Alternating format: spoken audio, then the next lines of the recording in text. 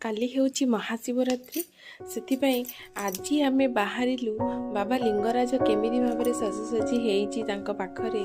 तो आमे 3 जण बाहरी पड़िलु संध्या बेले देखिला बेलू एते भीड़ माने आजिठू एते भीड़ माने काली केते जोरे भीड़ हबो। सब बहुत भाव सब माने आयोजन कराई बैरिकेड बढ़िया से लगाई सब कैंप भी पड़ साराणी।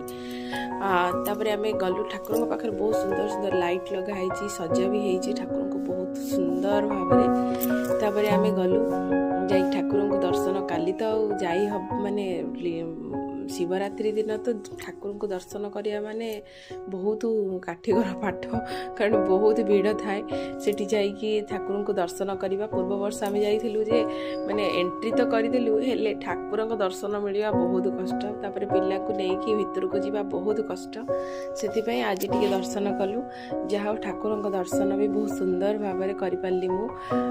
तो बाबा तो फोन जेहेतु नहीं आसी बाहर वेट कले आमे राजवीर मु 2 जण गलु बढ़िया से ठाकुर को दर्शन कलु। दर्शन करके आसिलु।